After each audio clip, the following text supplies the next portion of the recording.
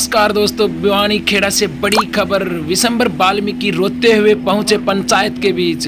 आंसुओं को रोक नहीं पाए विशंबर वाल्मीकि। टिकट कटने से रोते हुए दिखाई दिए।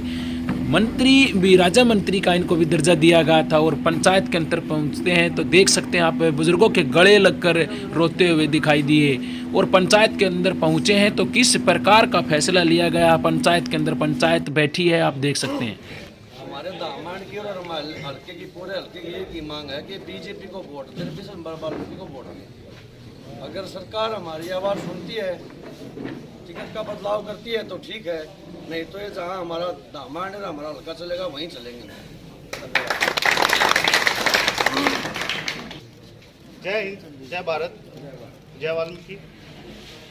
जैसे कि हमें पता चला, कल मेरे पास लिस्ट आ गई थी और लिस्ट आने के बाद इतना बड़ा धक्का जो पूरे वाल्मीकि समाज को लगा है, आज से पहले नहीं लगा होगा। क्योंकि ऐसे ईमानदार नेता, ऐसे ईमानदार लीडर जिन्होंने पहली बार डीएससी की आवाज़ उठाई और आज पूरे वाल्मीकि समाज में, पूरे हरियाणा में एक खुशी का माहौल था कि हमें एक राजनीतिक लीडर मिल गया है। और हमारे उस राजनीतिक लीडर के साथ इस तरह का व्यवहार हम बिल्कुल बर्दाश्त नहीं कर सकते। हमें बीजेपी से कोई लेना देना नहीं, हमें ना कांग्रेस से किसी से कोई लेना देना नहीं। हमें, हमारे नेता, राजनीतिक नेता हैं विशंबर वाल्मीकि जी, हम इनके साथ हैं, पूरा युवा इनके साथ है। अगर इनको टिकट नहीं मिली, मेरे पास कल से फ़ोन आ रहे हैं, पूरी रात फ़ोन आते रहे, पहलवान जी क्या करना है, जसविंदर भाई क्या करना है। अगर हमारे भाई साहब कहते हैं, अगर ये कुछ भी नहीं कहते, फिर भी हम अटने के लिए तैयार हैं। बीजेपी की ईंट से ईंट बजा देंगे। सारा का सारा वाल्मीकि समाज निगाहें ताक कर मंत्री जी की तरफ देख रहा था कि आने वाले समय में ये जो डीएससी है लागू होगा।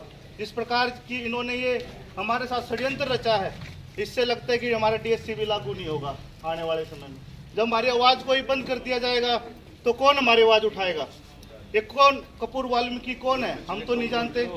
आज से पहले हमने कभी नाम ही नहीं सुना और ना ही हम चाहते, क्योंकि आज तक किसी नेता ने ऐसी आवाज़ नहीं उठाई थी। भरे मन से इन्होंने कहा, क्या वही गुनाह है?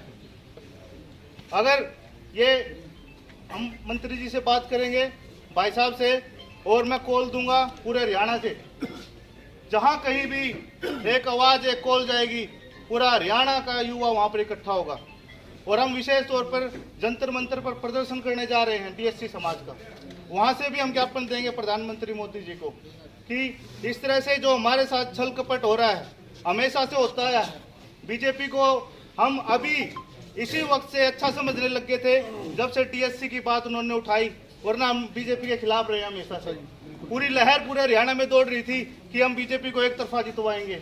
पूरे के पूरे हमारे दाना, खटीक, सैसी, वाल्मीकि जातियाँ जितनी भी हैं, 35 की 35 जातियाँ कह रही थी कि हम बीजेपी को वोट देंगे, कि बीजेपी ने इतना अच्छा हमारे लिए कहा है। आरक्षण में वर्गीकरण किया है, आर्टिकल 14, 15, 16 के तहत जो हमें संविधान के अनुसार वर्गीकरण मिला है, उसके लिए हम बीजेपी का धन्यवाद भी कर रहे थे कि वो इसको लागू कर दे, पूरे देश में, हरियाणा में लागू कर दे। लेकिन कहाँ का धन्यवाद, क्या, जब हमारी टिकटें ही कटेंगी तो हमारे पास इससे बुरा समय कुछ नहीं हो सकता। और मैं बिल्कुल खिलाफ हूँ बीजेपी के, अगर उन्होंने टिकट नहीं दी तो पूरे अभी से हम अपनी पोस्टें खोलें, सभी लड़कों के फ़ोन आ रहे थे। लेकिन इतने दुख के समय में हम यहाँ इकट्ठा हुए हैं, हमें उम्मीद नहीं थी। हमें तो लग रहा था कि एक तरफा जो टिकट मिलेगी और एक तरफा अब की बार हम जीतेंगे। तो मैं अपनी बात यहीं पे समाप्त करना चाहूँगा कि अगर बीजेपी ने हमारे मंत्री जी को टिकट नहीं दी तो इसका पूरे हरियाणा में बहिष्कार करेंगे।